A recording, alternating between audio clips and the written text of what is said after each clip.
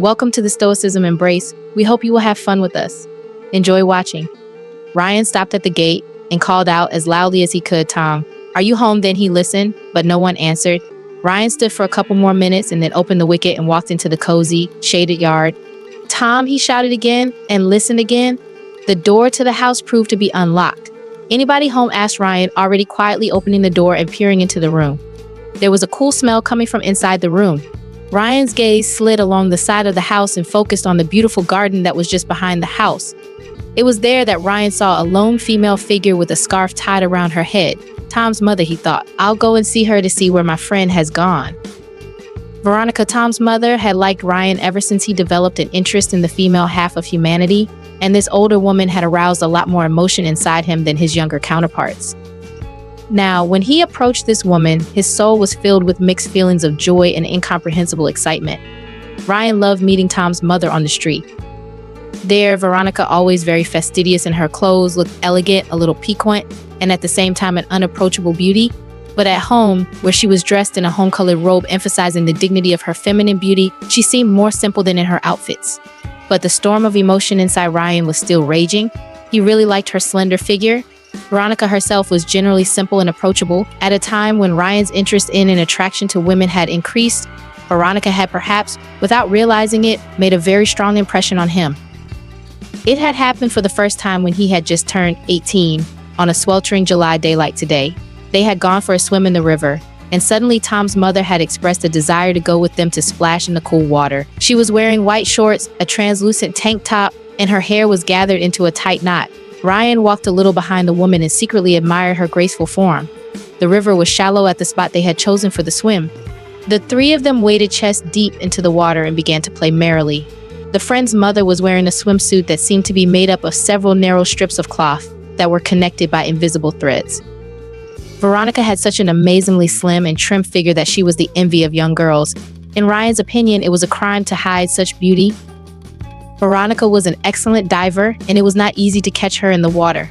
When she dove into the water right in front of Ryan's nose, it was a marvelous sight.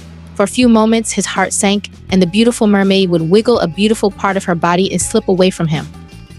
At one point in the game, when Ryan was the waterman, he found himself extremely close to the woman. Pushing himself off the bottom, he dived towards her. Veronica was almost up to her neck in the water, which prevented her from moving aside in time. Ryan faced her firm belly. In surprise, he wrapped his arm around her waist and, holding on to the woman, surfaced in front of her face. Veronica's green eyes looked up at him from beneath the wet strands of her hair, and he continued to hug her waist as if hypnotized. "Well, let me go, Ryan," Veronica said with a smile. "You've already caught me. Now I have to chase after you." Veronica herself didn't even try to free herself from the guy's embrace. "Now you drive," was all Ryan could utter, feeling the heat sweep over him despite the coolness of the water. He swam off to the side, glad that the woman couldn't see his condition. It was then that his body experienced a rush of adrenaline, but in the refreshing coolness of the water, relaxation came quickly. A few days after that game, Tom's birthday was celebrated by the river. It was his 18th birthday. His parents had organized a great feast for the occasion. His friends, his parents, Karen's closest friends, and neighbors were invited. And of course, Ryan, Tom's best friend, had been invited to the front of the line. Unlike the adults who drank hard liquor, there was dry wine, champagne, and beer on the table for the youngsters. Veronica was charming in her new dress of silver fabric tightly fitting her figure, and Ryan, from the first minute enchanted by her, stole glances at this marvelous woman throughout the evening. In the middle of the evening, he overcame his shyness and asked her for a slow dance. Veronica gladly agreed. He put his left hand on her waist and his right hand on her shoulder, and afraid to press her against him, led her into the dance. For the duration of the dance, everything around him ceased to exist except the woman he was gently touching.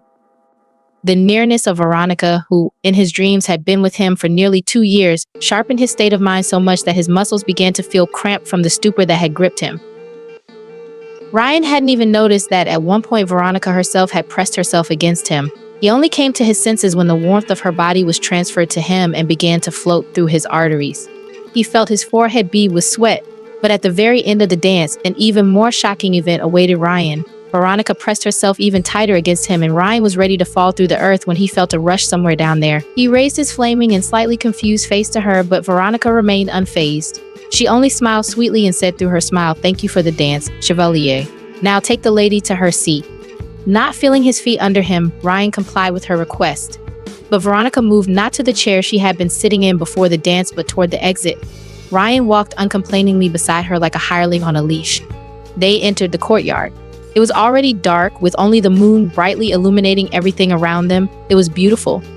The woman took Ryan's hand and pulled him along. Soon they were in the backyard outbuilding Ryan and Tom often used. This summer porch had a comfy couch where they chatted about their business. It was to this couch that Veronica had brought him.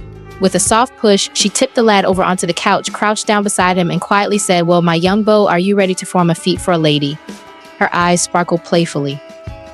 Yes, Ryan was ready. He had been ready for a long time. Ryan's emotions exploded so vividly that he almost fainted. Everything was like a dream, an unreal dream. Surprisingly, no one noticed their absence when they returned to the room. The party was in full swing, the music was blaring, and everyone was dancing happily. Ryan and Veronica dived into the dancing crowd. It had been a year since then, but Veronica had never once given any indication that they had anything back then. Her gaze had been simple and innocent, and Ryan realized that it was just a win she had forgotten about and nothing more was in store for him. Dear friends, thank you very much for watching. Leave comments, put likes, share with friends, and subscribe to the channel.